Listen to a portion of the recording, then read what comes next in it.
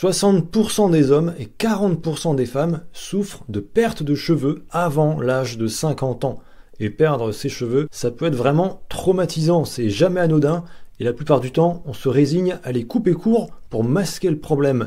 J'ai personnellement fait face à ce phénomène, et c'est vraiment très dur psychologiquement. On y pense tout le temps, l'estime personnelle en prend un sacré coup, bref, ça pourrit la vie. On m'a dit à plusieurs reprises que pour les hommes, c'est plus facile, que c'est pas vraiment un problème. Eh bien, c'est complètement faux, bien évidemment. C'est une vraie plaie, mais on va pas forcément le crier sur tous les toits. On encaisse en silence. C'est ce que j'ai fait personnellement d'ailleurs, mais j'ai aussi cherché et testé des solutions. Et comme vous pouvez le constater, je m'en sors pas si mal, car je me suis dédié à la tâche activement et j'ai refusé de croire que c'était une fatalité. Et j'ai eu raison. J'ai réussi à stimuler ma repousse capillaire et à retrouver une chevelure plus dense. Dans cette vidéo, je vais vous présenter 3 traitements naturels qui ont fonctionné pour moi et je vais vous expliquer comment les utiliser pour des résultats optimaux. Mais avant de vous présenter ces 3 méthodes, il y a quand même quelque chose de très important à dire, c'est que lorsqu'on perd ses cheveux de manière très brutale, assez rapide, que vous sentez que ça s'accélère, en général, c'est quand même lié à un stress, un gros choc émotionnel comme un deuil ou quelque chose comme ça. Mais ça peut être aussi un stress prolongé sur plusieurs semaines, plusieurs mois. Vous avez un nouveau boulot par exemple, vous avez du mal à vous adapter, il y a des problèmes.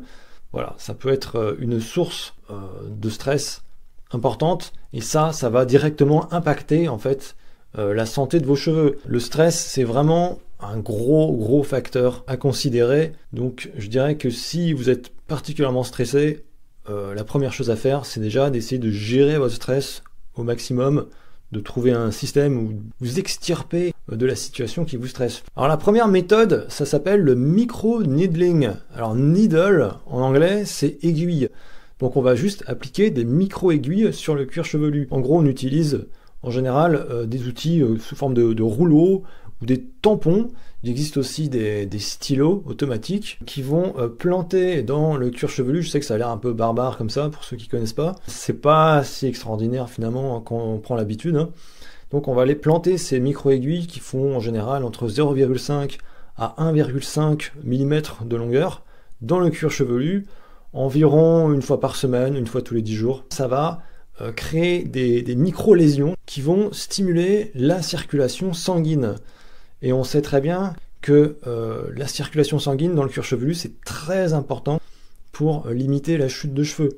Parce que ce qui se passe généralement, c'est que il y a un problème de circulation et qui va bloquer en fait l'arrivée de l'oxygène et des nutriments au niveau des follicules pileux. Et c'est là que vos cheveux ils vont s'affiner de plus en plus. Et puis, alors il y a aussi l'aspect DHT, dihydrotestostérone, mais là ça mériterait même, je pense, une vidéo dédiée sur le sujet. Alors ça active la circulation sanguine, ça active aussi la production de collagène et de kératine. Ça a plein de bénéfices, ça peut aussi libérer des facteurs de croissance qui vont stimuler tout simplement les cellules ou le renouvellement cellulaire. Et enfin, ça va améliorer aussi l'absorption des produits capillaires que vous pourriez appliquer, comme les sérums ou les huiles. Ça améliore la pénétration en fait des produits dans le cuir chevelu. Donc c'est quelque chose personnellement que j'ai fait depuis plusieurs mois. J'ai commencé avec un rouleau à 1,5 mm. Alors c'est un peu douloureux quand même. Je sais qu'il y en a, ça dérange pas trop, mais 1,5, je trouvais ça un petit peu limite quand même. C'était pas super fun à faire. Et puis les résultats n'ont pas été si extraordinaire. Donc je me suis orienté vers un système de tampon qui apparemment est meilleur parce que l'aiguille pénètre mieux apparemment lorsqu'on tamponne. J'ai pas pris du 1,5 mm cette fois, j'ai pris du 1 mm une fois par semaine, une fois tous les 10 jours à peu près. Et ouais, là j'ai commencé à avoir des résultats au bout de quelques semaines. Bon, ça met un peu de temps quand même, faut être patient, et en plus ça fait moins mal. Donc maintenant je continue avec ça. Voilà. Donc ça, c'est que un des aspects du protocole anti-chute de cheveux. Et c'est là que je vais venir donc à la deuxième méthode. En fait, c'est un produit, l'huile de ricin. C'est une huile quand même qui est assez connue pour ça. Et donc le ricin, c'est une plante à fleurs originaire de l'Afrique tropicale. Donc c'est utilisé depuis des lustres, c'est depuis très longtemps. On appelle ça en anglais castor oil. Et donc c'est riche en acide ricinoléique. Et ça a des propriétés antifongiques, antibactériennes, qui aident à maintenir le cuir chevelu sain. Donc si vous avez des pellicules par exemple, sachez que le plus souvent c'est lié à un champignon. Et ouais. Donc qu'est-ce qui fait le corps pour se défendre? Il va produire de plus en plus de nouvelles cellules. Et qu'est-ce que ça fait? Ça fait une forte desquamation et vous avez des pellicules. Donc l'huile de ricin va aider à réduire ce phénomène, tout simplement en virant les pathogènes qui sont logés dans le cuir chevelu. C'est une huile qui est ultra nourrissante et hydratante. Ça va assouplir le cuir chevelu. Ça va pénétrer aussi en profondeur pour renforcer les follicules pileux, réduire la casse et favoriser la croissance des cheveux, pour avoir des cheveux plus épais, en fait plus vigoureux. Après, pour ce qui est de la méthode d'application, ce que je fais, c'est que je remplis la paume de ma main avec de l'huile, je l'applique doucement, parce que c'est quand même une huile très épaisse, donc il faut prendre son temps pour être sûr de bien imbiber tous les cheveux, que ça aille jusqu'au cuir chevelu. Et puis vous laissez reposer, il y en a qui laissent plusieurs heures, moi je laisse 1 heure maximum. Je pense qu'avec 1 heure déjà, on a quelques résultats sympas. C'est pas forcément à faire tous les jours, moi je le fais peut-être 2 fois par semaine. Et ce qui est bien, c'est que en fait ça donne un aspect brillant et plus épais aux cheveux, immédiatement. C'est-à-dire que vous allez prendre un shampoing, mais ça va quand même laisser une espèce de pellicule grasse sur le cheveu qui va donner un aspect sympa, outre le fait qu'il y ait bien sûr un traitement de fond. Ça, pour moi, c'est clairement un indispensable, l'huile de ricin comme traitement.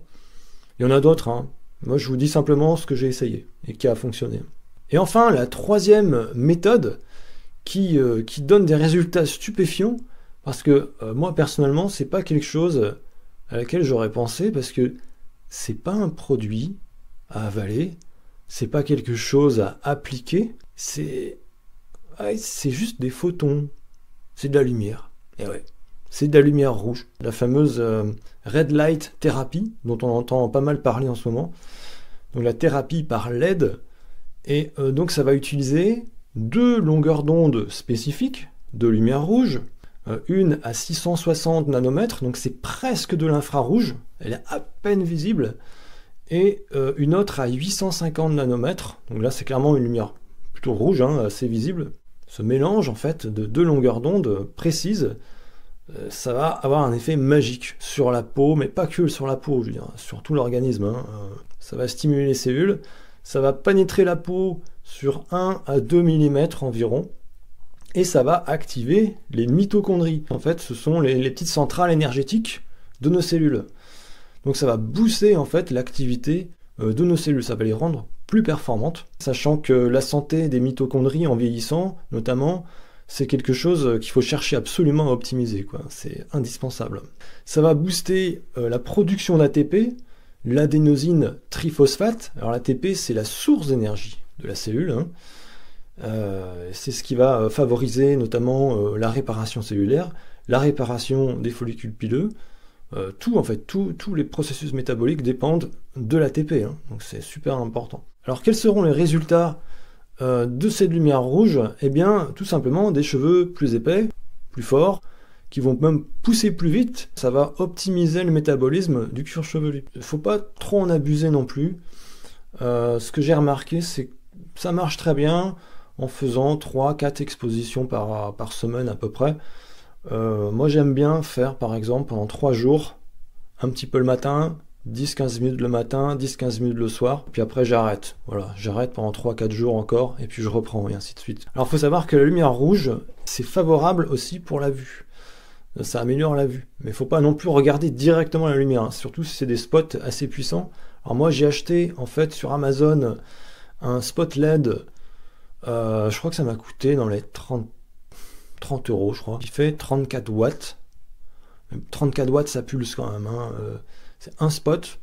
Alors j'en ai acheté un deuxième. Je pense que je vais faire un système avec 2 spots. Comme ça. Un à droite, un à gauche, en stéréo. Vous voyez. Alors sachant que la lumière rouge, vous la trouvez dans la lumière du soleil, bien entendu.